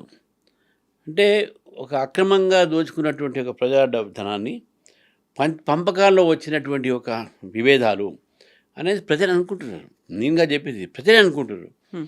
కాబట్టి ఆమె పార్టీ పెడితే అది బీఆర్ఎస్కి నష్టం జరుగుతుందని చెప్పి నేను పక్కా భావిస్తున్నాను. సో, బీఆర్ఎస్ ఆమెకేం నష్టం, ప్రాఫిట్ లాస్ నేను మాట్లాడను. ఎందుకంటే పార్టీ పెట్టే రైట్ ఉంది ఆమెకు, లేదని కాదు. కానీ దానివల్ల నష్టం ఎవరికి వస్తుందంటే డెఫినెట్గా వాళ్ళ కుటుంబానికి వస్తుంది, వాళ్ళ తండ్రి గారి పార్టీకి వస్తుంది, డెఫినెట్గా వస్తుంది. ఎవరికి లాభం అనేది మనం చెప్పలేము. ఎందుకంటే ఇది నాట్ టెస్టెడ్ కేస్. ఓకే. అక్కడ నష్టం జరిగింది అనుకుంటే అక్కడ ఓట్ అనేది స్ప్లిట్ అవ్వాలి. అది ఇంకొకరికి డైవర్ట్ అవ్వాలి. అది ఆ ఓట్ ఎటువైపు వస్తుంది బీజేపీకి? మనం అప్పుడు ఇప్పుడు ఎలాంటి ఎత్తుగడ వేస్తుంది బీజేపీ మరి? ఇప్పుడు మనం అందుకే అంటారు, ఇప్పుడు చెప్పలేము. ఇప్పుడు ఎందుకంటే హైపోథెటికల్గా మాకు వస్తుంది, వాళ్ళకు వస్తుంది, ఇదే చెప్పలేము మనం. పార్టీ పోయిన చేసిన తర్వాత దానికి ఎట్లుంటుంది, ఏం మెజెండా ఉంటుంది, ప్రజలు ఎంతవరకు స్వీకరిస్తారు, వాళ్ళ ఇద్దరి మధ్యన ఉన్నటువంటి గొడవలు అది ఎంతవరకు ప్రజలకు ఇది వాళ్ళు ఆలోచిస్తారు, ఏ ఓటు అటు పోతుంది, ఏ ఓటు స్ప్లిట్ అవుతుంది, ఏ ఓటు విరక్తితో ఎటు పోతాయి. హ్మ్. ఇవన్నీ ఏంటంటే ఒక సిస్టంలో విరక్తి కూడా కలిగిస్తుంది. ఇదేందిరా బాబు ఏంది అని చెప్పేసి ఎప్పటికీ ప్రజలు కూడా ఆలోచిస్తారు కదా. సో, ఇప్పుడు ఎందుకు కుటుంబంలో ఎందుకు ఒకలాలు వచ్చినాయి, కుటుంబంలో ఏంది తగాదాలు, ఎందుకు తగాదాలు, అట్లా అనేది ఉంటుంది కదా. మళ్ళీ బీఆర్ఎస్‌కి, కేసీఆర్‌కి నష్టం జరుగుతుంది అనుకున్నప్పుడు అది బీజేపీకి నేను లాభం నష్టం కావాలి. జరుగుతుంది అనట్లేదు, జరగవచ్చు అంటున్నాను నేను. ఓకే. అయితే మరి ఈ కవిత పార్టీ ఏర్పాటుని మీరు స్వాగతిస్తున్నారా? తనకి ఇక స్వాగతించే అవసరం లేదండి. హ్మ్. Anyone can float A party. Best wishes చెప్తారా? మా పార్టీ కూడా మీరు వేరే పార్టీకి బెస్ట్ చెప్తాను. ఇంకొకరు వస్తున్నారు అంటే కాంపిటీషన్ ఇంకా పెరిగింది. మాకు ఎన్నైనా రావచ్చండి. మా సపోర్ట్ మాకు ఉంటుంది, మా బేస్ మాకు ఉంటుంది, మా క్యాడర్ మాకు ఉంటుంది, మా సిద్ధాంతం మీద, మోదీ గారి మీద నమ్మిన ప్రతి వ్యక్తి బీజేపీ ఓటేస్తారు. ఇంకా మా బేస్ పెరగాలని చూస్తాం. వేరే ఎవరు పార్టీ పెట్టుకున్నా కూడా వాళ్ళ బేస్ ఎటుపోతుందో ఎక్కడి నుంచి వస్తుందో మాకు తెలియదు కదా. ఇప్పుడు హైపోథెటికల్గా నేను ఎవరిని చెప్పలేను కదా. సో, బేస్ అన్నారు, బట్ బ్యాక్గ్రౌండ్లో ఎవరున్నారని మీరు అనుకుంటున్నారు తనకి? ఇక బ్యాక్గ్రౌండ్లో ఎవరున్నారనే అది మనం చెప్పలేము. కానీ బట్ డెఫినెట్గా కుటుంబంలో ఎందుకు కలహాలు వచ్చినాయి, ఎందుకు ఇట్లా ఇంత దూరం వచ్చిండ్రు, ఎవరు ఎంకరేజ్ చేస్తున్నారు, ఎందుకు ఎంకరేజ్ చేస్తున్నారు అనేది ప్రజల్లో మాత్రం ఆలోచన ఉన్నది. అది ఎవరు చేస్తాను, నేను ఇక్కడ ఒక ఈట చేస్తాడు, ఆయన చేస్తాడు, ఆ పార్టీ చేస్తాను, ఈ పార్టీ చేస్తాను, నేను ఒక ఊహాగానాలు ఎప్పుడు చెప్పలేను. బట్ డెఫినెట్గా ప్రజలకు రాజకీయాలు అంటే చులకన భావం వస్తుంది. ఇంకా సీరియస్నెస్ లేదు. ఇది ఇప్పుడు ఏంటంటే ఒక మంచి సవాలుగా తెలంగాణ ఇష్యూ వచ్చింది. తెలంగాణ ఇష్యూ ఒక కాజ్, అది కాజ్ కోసం చాలా ప్రాణాలు త్యాగం చేశారు, అది ఫైట్ చేశారు. ఫైట్ సీరియస్గా పార్టీ ఫ్లోట్ అయింది, ఓ ఉద్యమ పార్టీగా రూపం తీసుకుంది, గెలిచారు, ప్రజలు అవకాశం ఇచ్చారు. ఒకసారి కాదు 2 సార్లు ఇచ్చారు. ఇప్పుడు ఏ అంశం మీద ఇప్పుడు ముందుకు పోతారు? ఇప్పుడు ఉన్నటువంటి ఒక పరిస్థితి తెలంగాణలో నేను చూస్తున్నటువంటి ఒక రాజకీయ పార్టీగా, ఒక రాజకీయ పార్టీ హెడ్గా నేను చూసాను. రేపు రాబోయే రోజుల్లో తెలంగాణ ప్రజలు అవినీతికి వ్యతిరేకంగా వాళ్ళు కట్టుకున్నారు. తప్పకుండా అవినీతి వ్యతిరేకంగా ఓటేస్తారు. ఈ 2 పార్టీలు కూడా అవినీతితో కూడిపడినటువంటి పార్టీ ఇది. 3వ పార్టీ కూడా ఆ అవినీతి పార్టీ నుంచి ఆఫ్ షూట్ పుట్టుకొచ్చినటువంటి పార్టీ. కాబట్టి ప్రజలు ఈ అవినీతిని తప్పకుండా తిరస్కరిస్తారని చెప్పి నేను భావిస్తాను. ఇప్పుడు మూసీ మీద పోరాటం అనేది చేస్తూ వస్తున్నారు. బట్ ఈరోజు సరికొత్తగా 100 అడుగుల ఎత్తున్నటువంటి ఓంకారేశ్వరుడి విగ్రహాన్ని ఏర్పాటు చేస్తాము. టెంపుల్ కడతాము. 700 కోట్లతో ఖర్చవుతుంది అనేది. మీరేమో మూసీ సుందరీకరణని వ్యతిరేకించట్లేదు. కాకపోతే అక్కడ పేదల ఇళ్ళని తొలగించొద్దు అనేటువంటి ఒక మాట అన్నారు. ఆ తర్వాత మహాత్మా గాంధీ విగ్రహాన్ని ఏర్పాటు చేస్తాం. ఒక బాపు ఘాట్‌ని అభివృద్ధి చేస్తాం అనుకుంటే అనుకోకుండా వచ్చినటువంటి ఓంకారేశ్వర స్వామి దేవాలయం అనేది మీ బీజేపీ ఎట్లా చూస్తోంది? ఇప్పుడు మేము ఎట్లా చూసాం తర్వాత సంగతి. హ్మ్. మీరు నిన్న మొన్న అసెంబ్లీ ప్రొసీడింగ్ చూడండి. ప్రతి కాంగ్రెస్ లీడర్ లేచి బీజేపీ వాళ్ళు దేవుళ్ళ గురించి దేవాలయం గురించి మాట్లాడతారు, వేరే మాట్లాడరు, వేరే అవును, మరి మాట్లాడరు. శ్రీరాముడి గురించే మాట్లాడతారు. ఎందుకంటే అలా- అయోధ్య అనేది మీ దాంట్లో ఒక ఖాతాలో మన వచ్చేసిందని. మమ్మల్ని అట్లా అని ఆ. వాళ్ళు మాత్రం గుళ్ళు కట్టుకుంటారండి. నేనేమంటున్నాను, డబుల్ స్టాండర్డ్ ఉండకూడదు. మేము ఉండే నమ్మకాన్ని కూడా మీరు గౌరవించండి. ఎస్, రాముడి గుడిని మీరు రాహుల్ గాంధీ ఎందుకు రాలేదండి రాముడి గుడికి? పిలిచారా? పిలిస్తే కూడా రాలేదు కదా, మేము అందుకని అంటున్నాం కదా. అందరిని పిలిచాను, ఆల్ అపోజిషన్ పార్టీని పిలిచాను. కొంతమంది వచ్చారు, కొంతమంది రాలే. ఎందుకు రాలే? రేవంత్ రెడ్డి గారు ఎందుకు పోలే? ఎందుకంటే మాకు భద్రాచలం ఉందని చెప్పారు కదా. భద్రాచలం అంటే దక్షిణ అయోధ్య అంటాము, మాకు భద్రాచలం ఉంది. అక్కడి దాకా ఎందుకు వెళ్ళాలన్నారు? అయోధ్య రాముడు పుట్టాడు. భద్రాచలము రామదాస్ గారు కట్టింది అది. అక్కడ వెలిసి ఈయనకు భక్తితో అక్కడ వెలిపించాడు అక్కడ. కానీ అయోధ్యలో రాముడు పుట్టిన ప్రదేశం అది. నేను అక్కడ పోను, ఇక్కడే పోతా అంటే తప్పది. ఓంకారేశ్వర కట్టండి, మీరు బ్రహ్మాండం కట్టండి. 700 కాటు 7,000తో కట్టండి. ఆ కట్టేటప్పుడు ఏతున్నదో ఎవరి ఇల్లు గుళ్ళగొట్టకండి, ఎవరి డిస్ప్లేస్ చేయకండి. మేము సుందరీకరణ అనలే, ప్రక్షాళనకి వ్యతిరేకం కాదన్నాం. మీరు నీ మూసి క్లీన్ చేయండి. మేము మూసి క్లీన్ చేయమన్నాం, ఆడ గుడి కట్టమనిలే. మూసి క్లీన్ చేయమన్నాం, గాంధీ కట్టమనిలే. మీరు గుడి కడతాను, మాకేం అభ్యంతరం లేదు. కానీ మీరు గుడి కట్టిన ఆ దేవి దేవతలను అవమానించకండి. తాగేటోడు దేవుడు, మందు కొట్టేటోడు దేవుడు, తినేటోడు దేవుడు, డ్యాన్స్ చేసేటోడు దేవుడు అని చెప్పి మన ముఖ్యమంత్రి గారు కదా. ముస్లిం అంటే కాంగ్రెస్ అంటే ముస్లిం చెప్పినే ముఖ్యమంత్రి గారు కదా. ఇప్పుడు ఈ గుడి కట్టారు కదా, మళ్ళీ నేను మస్జిద్ కడతా. ఎందుకంటే మన వాళ్ళకు కూడా కట్టాలి, బ్యాలెన్స్ చేయాలి. నేను వాళ్ళకు మస్జిద్ కడతా, ఇదే గుడి ఓన్లీ ఇదే కడతా, మీకు మస్జిద్ కట్టాను అని చెప్పండి. చెప్తారా? ఇవన్నీ ఎవరితో రాజకీయాలు చేస్తున్నారు మీరు? ఎవరు డబ్బుతో రాజకీయాలు చేస్తున్నారు? అందుకే నేను ఏమంటున్నా అంటే, మీరు మూసి క్లీన్ చేయండి. ఈ గుడి కడితే మాకేం అభ్యంతరం లేదు. మూసి చుట్టూ పక్కన చాలా గుళ్ళు ఉన్నాయి.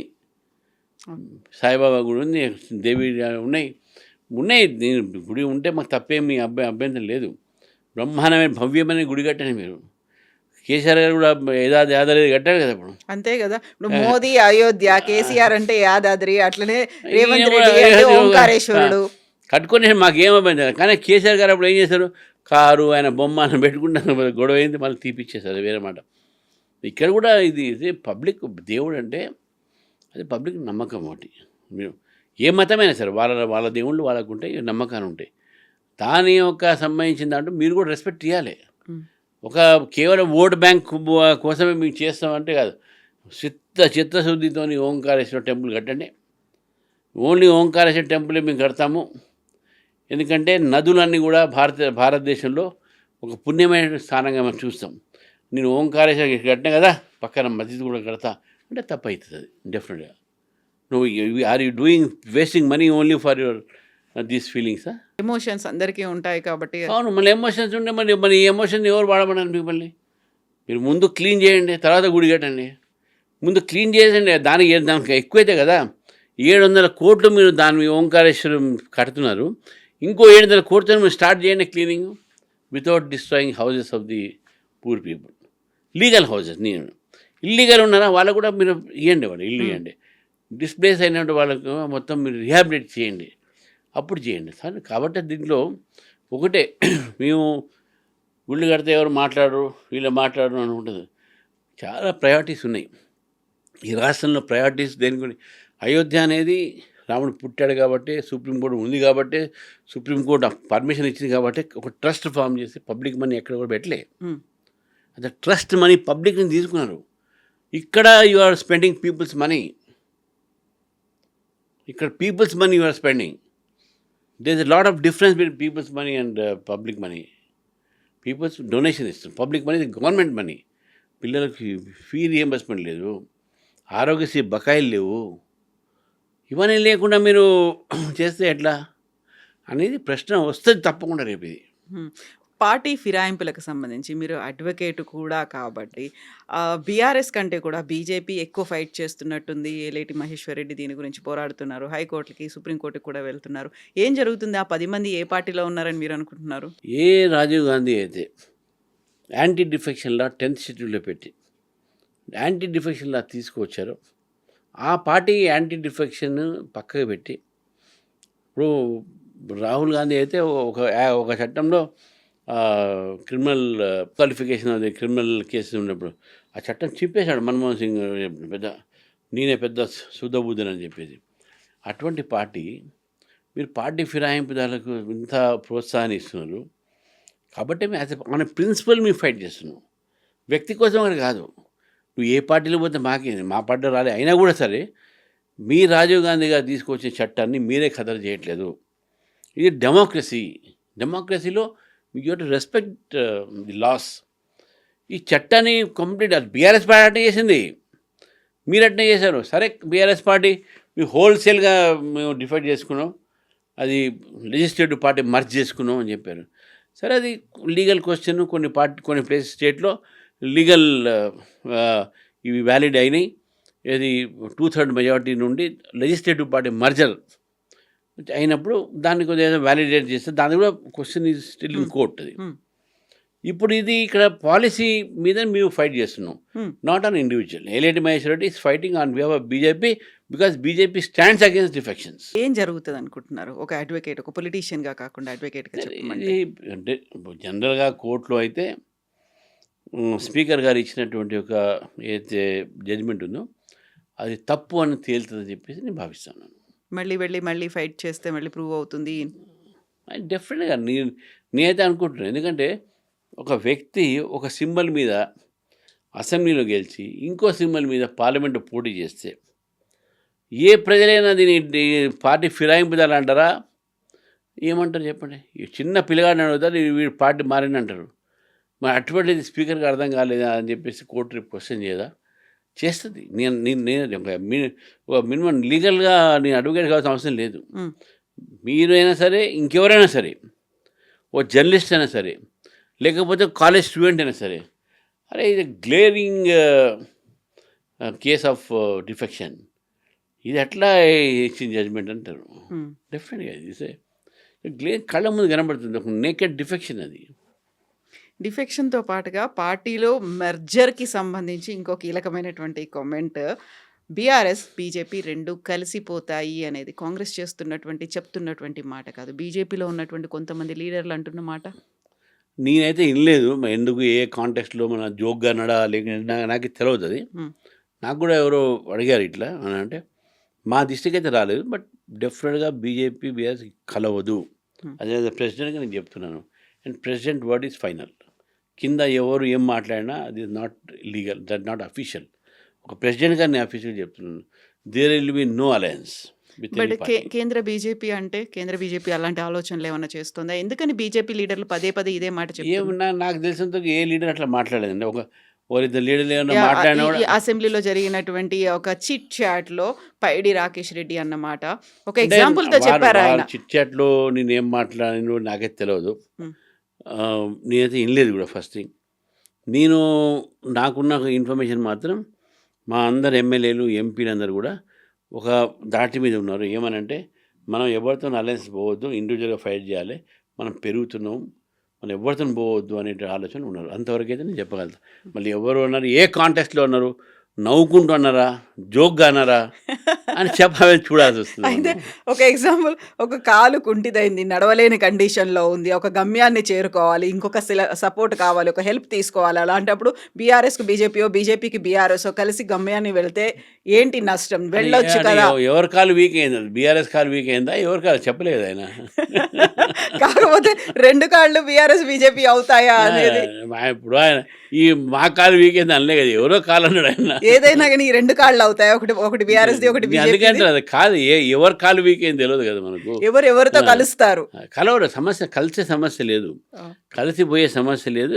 క్లియర్ కట్గా నేను కూడా ఈ మధ్య ప్రెస్ కాన్ఫరెన్స్ చెప్పాను, there will be no alliance with BRS అనేది స్పష్టంగా నేను చెప్తా ఉన్నాను ఈరోజు.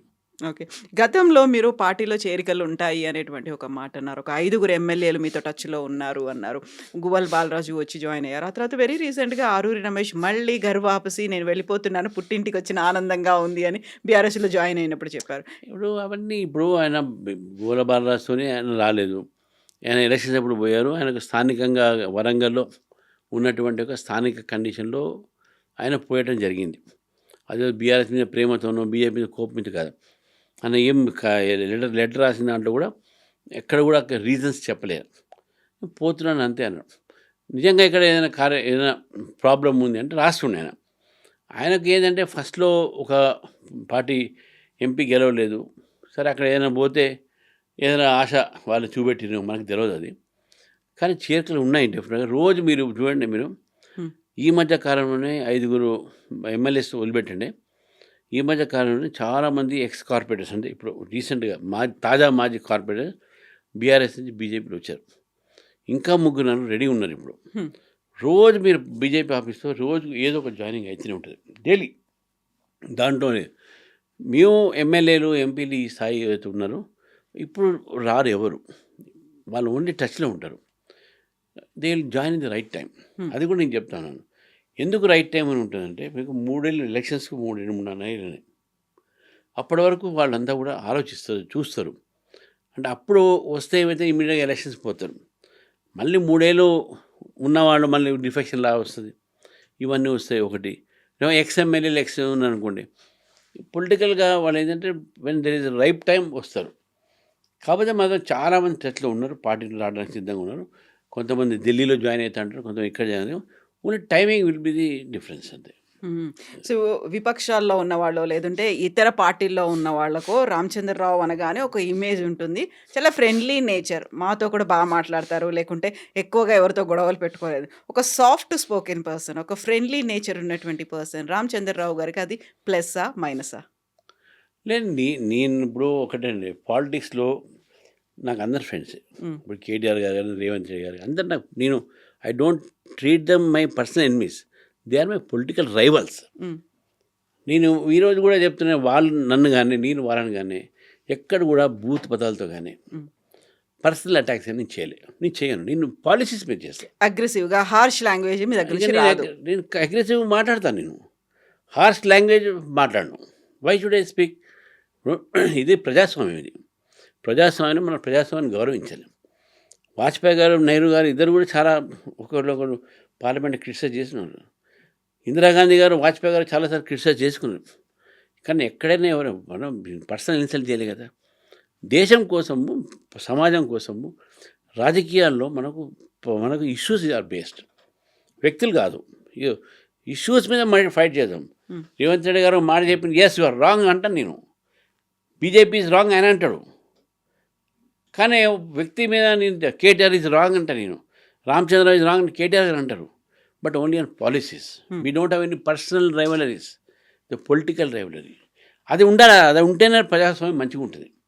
లేకుంటే రాబోయే తరానికి మన చేతిలో కత్తులు, కటార్లు, నోట్లో బూతులు తప్ప ఏమి ఇవ్వలేము మనం. బట్ బీజేపీ అంటేనే కొన్ని సంస్థాగతంగా ఉండేటువంటి విధానాలు అనేవి ఉంటాయి, క్యాడర్ బేస్డ్గా ఉంటుంది, మిగతా పార్టీల కంటే కూడా డౌన్ టు ఎర్త్ అనేది ఉంటుంది అనేది ముందు నుంచి ఉండేది. అది కాస్త మారింది అనేటువంటిది. గ్రూపులు ఎక్కువైపోయాయి బీజేపీలోనే, ఇంటర్నల్గా పాలిటిక్స్ ఎక్కువైపోయాయి, ఎవరికి వాళ్ళే అన్నట్టుగా ఉన్నారు. బలం చూస్తేనేమో 8 మంది ఎంపీలు, 8 మంది ఎమ్మెల్యేలు అనేది ఉంది. వాళ్ళందరినీ పెట్టుకొని ముందుకు వెళ్తారా అనుకుంటే ఒక్కొక్కరు ఒక్కో రకంగా బిహేవ్ చేస్తున్నారు, ఒక్కో రకంగా మాట్లాడుతున్నారు, డిస్కషన్స్ అవుతున్నాయి అనేది లీకులు ఇస్తున్నారు. అంటే గ్రోత్ ప్రాబ్లమ్స్ ఇవన్నీ పార్టీ పెరుగుతున్నా కొద్దీ పెరుగుతూనే ఉంటాయి. So we're happy. ఇప్పుడు ఏం లేనప్పుడు ఉండే అనుకోండి, ఏముండవు కదా. ఇప్పుడు పార్టీ పెరుగుతుంది కాబట్టి so many issues are coming up. Party ఏం లేదనుకోండి, ఇవన్నీ రావు. So we are very happy. కానీ ఒకటేంటంటే discipline is important and party will give importance discipline. ఎవరైనా డిసిప్లిన్ బ్రేక్ చేస్తే no one is above party. ఈ మధ్య సస్పెండ్ కూడా చేస్తున్నట్టున్నారు కొంతమందిని. చాలామంది సస్పెండ్ చేస్తాం సార్, నోటీసులు కూడా ఇస్తున్నాం మనం. నేను కూడా తప్పు చేస్తే నాకు సెంట్రల్ పార్టీ నాకు నోటీస్ ఇస్తుంది. I'm not above party. పార్టీలో నేను కార్యకర్తని మాత్రమే, నాకు అడిషనల్ రెస్పాన్సిబిలిటీ ఇచ్చారు నాకు. నేను ప్రెసిడెంట్ అంటే నేను హోల్ అండ్ సోల్ నేనే కాదు కదా. I have to respect my cadre, I have to respect my ideology, I respect colleagues, I have to respect every one in the party. నేను ప్రెసిడెంట్ ఎవరు ఊరుకుంటారు? But we must work together. మా పార్టీలో కూడా Ramachandra Rao is not the leader, party leaders are the leader. అంటే ఆ సమగ్ర నాయకత్వం మేము కోరుతున్నాం. ఆ సమగ్ర నాయకత్వం వస్తుంది, ఉన్నది కూడా ఇప్పుడు, లేదని కాదు. మీరు అన్నట్టు అక్కడ ఇక్కడ కొంత అవి మాట్లాడితే గ్రూప్స్ అన్ని కథనాలు వస్తూ ఉన్నాయి. అటువంటి ఏదైనా ఉంటే డెఫినెట్గా మేము దాన్ని అడ్రస్ చేస్తాం. ఓకే. రాజాసింగ్ మళ్ళీ వస్తారా పార్టీలోకి? మీరు ఆ సస్పెన్షన్ రివోక్ చేసి తీసుకొస్తారా? నేను సస్పెండ్ ఏం చేయలేదు కదా, ఆయన నుంచి పార్టీ నుంచి ఎక్స్పెల్ చేసినట్టు ఆయన రిజైన్ చేశాడు అంతే. దాన్ని యాక్సెప్ట్ చేసి సరే ఓకే యాక్సెప్ట్ చేసి రిజైన్ చేశాడు. మళ్ళీ వస్తా అంటే కేంద్ర పార్టీ నిర్ణయం చేస్తే ఏముంది అంటే పెద్ద. రావాలని ఆయన రిజైన్ చేసే మేము ఎవరిని కూడా పంపించారు మేము అనుకోండి. మా పార్టీ ఒక వ్యక్తి పోవాలని ఎందుకు అనుకుంటాం? మా పార్టీలో అందరూ రావాలనుకుంటాం మేము. సో కాబట్టి అది ఆయన రావాలనుకుంటే ఆయన రెసిగ్నేషన్ యాక్సెప్ట్ చేసింది నేషనల్ పార్టీ. ఆయన రావాలంటే national party will take the call. So కొంతమంది లీడర్లు మీకు పక్కలో వల్ల పంటి కింద రాయిలా ఉన్నారు అనేటువంటి మాటలు కూడా వినిపిస్తున్నాయి. రామచంద్రరావు అంటే కొంచెం సాఫ్ట్ స్పోకెన్, బట్ వీళ్ళు చేస్తున్నటువంటి మాటలు ఇవన్నీ కూడా ఈ 8+8 ఒక స్ట్రెంగ్త్ అయిపించిందా, లేకుంటే మీకు ఒక బరువులా అనిపిస్తుంది? మాకు strength and they are good friends. నాకు ఎవరితోనే వ్యక్తిగత వైరం లేదు. నాకు అందరు నాతో మంచిగా ఉంటారు, అందరు కలిసి పనిచేస్తున్నాం. ఎక్కడ కూడా మాకు నేను అటువంటి ఫీలింగ్ నాకు ఈ పక్కన వీలున్నా నాకైతే ఏం ఫీలింగ్ ఉండదు. నాతో కూడా ఎవరికి ఆ ఫీలింగ్ ఉండదు. నేను 100% రాసిస్తా. బికాజ్ నేను I'm not a competitive to anyone. నేను ఎవరికి కాంపిటేటివ్ కాదు కదా. అందరం కలిపి పార్టీని ముందు తీసుకుపోయే ఆలోచన నాకున్నది. కలిసి చేస్తాం, అది తీసుకోపోతాం. పార్టీలో అటువంటి ఏం లేవు. We are all one. జిహెచ్ఎంసీకి స్ట్రాటజీ ఏంటి? జిహెచ్ఎంసీ ఎలక్షన్స్ ఎప్పుడు వస్తాయని మీరు అనుకుంటున్నారు? స్ట్రాటజీ అంటే ఎప్పుడైనా రావచ్చు. రేవంత్ రెడ్డి గారు నమ్మడానికి లేదు. ఆయన రేపైనా అనౌన్స్ చేయొచ్చు దాన్ని, కానీ డెఫినెట్గా పెట్టాల్సి ఉంది కదా. మీరు ప్రిపేర్డ్గా ఉన్నారా? రేపు వీఆర్ ఫుల్లీ ప్రిపేర్డ్. ఈ కొత్త డివిజన్స్లో కూడా మేము మాకు ఆర్గనైజేషన్ నడుస్తుంది. అండ్ డెఫినెట్గా 3 మేయర్లు కూడా బీజేపీ గెలుస్తుంది. కార్పొరేషన్లో BJP is very strong. Karimnagar గెలిచిన, నిజామాబాద్లో కూడా ఆల్మోస్ట్ గెలిచినట్టే. తర్వాత Kothagudem, Mancherial first time corporation BRS 3rd ప్లేస్కి పోయింది. మొత్తం ఆల్మోస్ట్ కొన్ని చోట్ల నిల్లే ఉంది అది. అటువంటిది ఇప్పుడు ఈరోజు హైదరాబాద్ కార్పొరేషన్లో BJP will definitely win all the 3 segments. All the 3 అనుకున్నప్పుడు మళ్ళీ ఏదైతే జిహెచ్ఎంసీ ఉందో దాంట్లో ఎక్కువగా ముస్లిం మెజారిటీ ఉన్నటువంటి వాటిని డివిజన్లని ప్రాపర్గా చేయలేదని మనమే స్టార్టింగ్లో అనుకున్న తర్వాత అక్కడ కూడా బీజేపీ తనకి అంత పట్టు ఉందా? మేము చేస్తున్నాం, ఫైట్ చేస్తున్నాం. మా పట్టు ఉన్నది, పట్టు లేదంటే వీళ్ళు లేదు. డెఫినెట్గా మేము 30%, 40% అవి ఉన్న ముస్లిం ఏరియాస్లో కూడా మేము ఈ మధ్య ఉత్తరప్రదేశ్లో అక్కడ గెలిచిన ఎమ్మెల్యే. మేము డెఫినెట్గా అటువంటి స్ట్రాటజీ ఇక్కడ పెడతాం. మేము కష్టపడి పబ్లిక్ ఈరోజు ఎంఐఎంని రానియకుండా చేయాలనే ఆలోచన ఉంటే డెఫినెట్గా BJP will win all the 3. ఇది లేదు మీ కాంగ్రెస్ ఎంఐఎం కలిపి ఉండని ఇంకా ఎంతైనా దోచుకొనియండి అని ప్రజలు ఆలోచిస్తే మాత్రం చెప్పలేను. కానీ వాళ్ళు ప్రజలు అట్లా ఆలోచించరు. ప్రజలు మాత్రం డెఫినెట్గా ఎంఐఎం ఉంటే డెవలప్మెంట్ కాదు. ఎంఐఎం కాంగ్రెస్ చాలా వాళ్ళకు ప్రోత్సాహాన్ని రేపు కాంగ్రెస్ని గెలిపించినా, ఎంఐఎంని గెలిపించినా, బీఆర్ఎస్ని గెలిపించినా ఈ 3 పార్టీలు కూడా మళ్ళీ ఎంఐఎంని బుజ్జగించే రాజకీయాలు చేస్తారు. హైదరాబాద్ డెవలప్ కాదు. డెవలప్ అయిన హైదరాబాద్ కావాలంటే మళ్ళీ బీజేపీ రావాలి. బీజేపీ వస్తే కేంద్ర ప్రభుత్వం నుంచి హైదరాబాద్ సిటీకు రావాల్సినటువంటి మంచి ఫండ్స్ వస్తాయి, స్కీమ్స్ వస్తాయి. ఇక్కడ ఆల్రెడీ చాలా స్కీమ్స్ ఈరోజు కిషన్ రెడ్డి గారు తీసుకురావడం జరిగింది. కొన్ని వేల కోట్లతో హైదరాబాద్ కానీ, నగరాలు డెవలప్, వరంగల్ కానీ, ఖమ్మం కానీ మేము డెవలప్ చేసినాం. కొన్ని వేల కోట్లు వస్తాయి, మామూలుగా 100 కోట్లు 50 కోట్లు కాదు. అటువంటి డెఫినెట్గా బీజేపీ వస్తే హైదరాబాద్ డెవలప్ అవుతుంది అని చెప్పి నా పూర్తి నమ్మకం, ప్రజలు కూడా నమ్ముతారు. లాస్ట్ టైం ఎలక్షన్స్ క్యాంపెయినింగ్ కోసం కేంద్ర మంత్రి అమిత్ షా వచ్చిండ్రు. ఈసారి మోదీని కూడా దించుతారా రంగంలోకి మీరు? మేము ఎప్పుడూ కూడా మా పార్టీ ఎలక్షన్స్ సీరియస్ తీసుకుంటుంది. ఏదైనా మా లీడర్స్ మాకు క్యాంపెయిన్కి రావాలి. ప్రధానమంత్రి గారు ఈ కార్పొరేషన్ రారు, అది వేరే మాట. బట్ డెఫినెట్గా వారి ఆశీర్వాదాలు ఉంటాయి, వారి నాయకత్వం మాకు ఉంటుంది. వారు చేసిన మంచి పనులు ప్రజలు తీసుకుపోతాం. That itself is a campaign. So all set for elections? Yes, we are ready any time. So ఆ ఎనీ టైంలోనే మళ్ళీ అందరినీ కలుపుకొని మళ్ళీ ముందుకు కలిసే ఉన్నాం మేము. కలుపుకోవడం అన్నీ కలిసే ఉన్నాం. దాంట్లో మీరు డౌట్ పడాల్సిన అవసరం లేదు. అందరూ కలిసే ఉన్నాం మేము. ఎస్ అండి. Thank you so much Ramachandra Thank you. గారు. థ్యాంక్ యూ అండి. And for more videos, Please subscribe to iDream. Please subscribe to iDream. Please subscribe iDream. And please subscribe to iDream. For more videos, subscribe to iDream. please like, share, and subscribe to the channel. Congratulations, iDream. Subscribe to iDream. Subscribe to iDream. So subscribe to iDream Media. iDream ki iDream team అందరికి huge congratulations. Please subscribe iDream Media. Please subscribe to iDream. Subscribe iDream. Please subscribe to iDream. iDream అంటే నా కళల ఛానల్ను subscribe చేసుకున్న నోరు తిరుగుతలేదు, మీరైతే గంట గుర్తు కొట్టండి. For more such videos, please subscribe to iDream. Subscribe to iDream. Please subscribe to iDream. Please subscribe iDream Media. Please do subscribe to iDream. Please subscribe to iDream Media. For best entertainment and information, please subscribe iDream. And don't forget to subscribe to iDream.